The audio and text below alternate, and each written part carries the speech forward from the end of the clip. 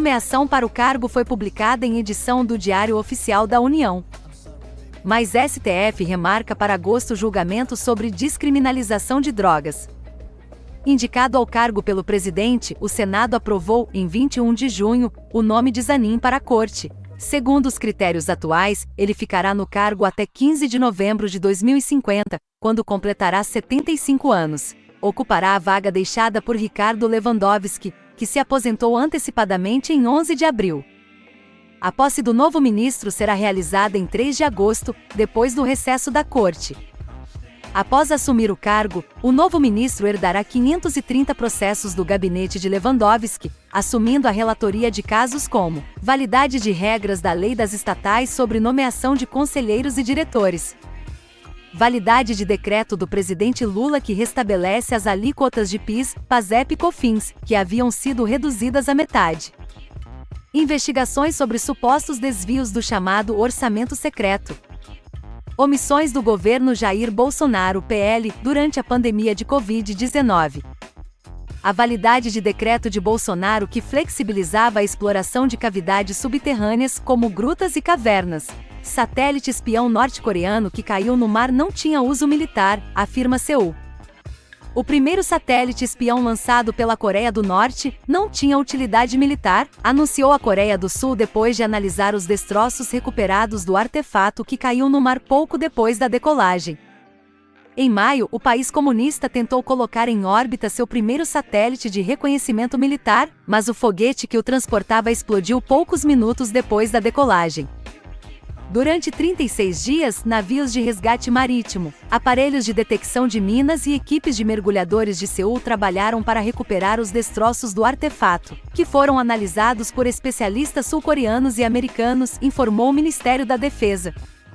Avaliaram que não tinha utilidade militar como satélite de reconhecimento, afirma um comunicado. Exército israelense inicia a retirada de Jenin após operação que matou 12 palestinos. As tropas israelenses começaram a se retirar de Jenin na noite desta terça-feira, 4, disse a AFP uma porta-voz do Exército. Após uma operação de grande envergadura na qual 12 palestinos morreram no norte da Cisjordânia ocupada. As tropas israelenses começaram a retirada de Jenin, declarou a porta-voz, sem dar mais detalhes. Um soldado israelense também morreu na noite desta terça em uma troca de tiros durante operação no campo de refugiados, informou o Exército. Israel iniciou nesta segunda sua maior incursão militar em anos em Jenin, no norte da Cisjordânia, território ocupado por Israel desde 1967. Emissoras de TV israelense transmitiram imagens de veículos militares abandonando a área e entrando em território israelense. Durante o dia, um ataque realizado com um veículo deixou 7 feridos em Tel Aviv, um atentado aplaudido pelo movimento islamita palestino Hamas, que governa a faixa de Gaza e que afirmou que era uma primeira resposta aos crimes cometidos contra nosso povo no campo de Jenin. Galípolo e Aquino no Banco Central podem influenciar a queda de juros? Economistas comentam. Sabatinados e votados no Senado nesta terça-feira, 4, Gabriel Galípolo e Ailton Aquino foram aprovados para assumir por 4 anos diretorias do Banco Central.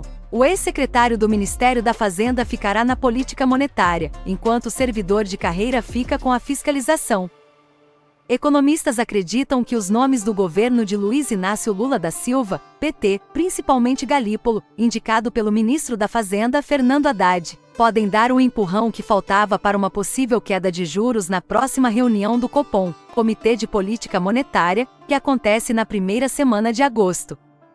Resumo: Gabriel Galípolo e Ailton Aquino foram aprovados para assumir por 4 anos as diretorias do Banco Central. Analistas avaliam possíveis impactos dos novos diretores do BC na próxima reunião para definir juros. Mercado vê aprovação com maior interferência do governo na autarquia e risco de inflação. Na comissão, o tema dos juros altos no país foi argumento favorável aos indicados. Espera-se que tanto o Gabriel como o Ailton, à frente da diretoria do Banco Central, possam, de alguma forma, na próxima reunião, em sendo eleitos, diminuir esse conservadorismo que tem apresentado o presidente do Banco Central. permanecendo com a taxa de juros em 13,75% já há algum tempo, quando o mercado e indicadores mostram a necessidade da sua diminuição, declarou o senador Otto Alencar, PSDBA. Efeitos no Comitê de Política Monetária.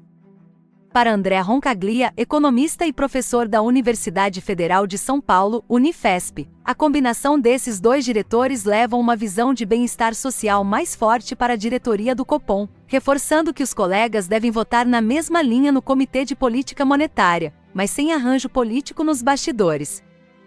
Galípolo já é cotado como o próximo presidente da instituição monetária, após o fim do mandato de Roberto Campos Neto, desafeto de Lula com previsão de deixar o cargo em 2024. Especialistas enxergam o horizonte de uma Selic, hoje a 13,75%, mais baixa com a entrada do ex-secretário.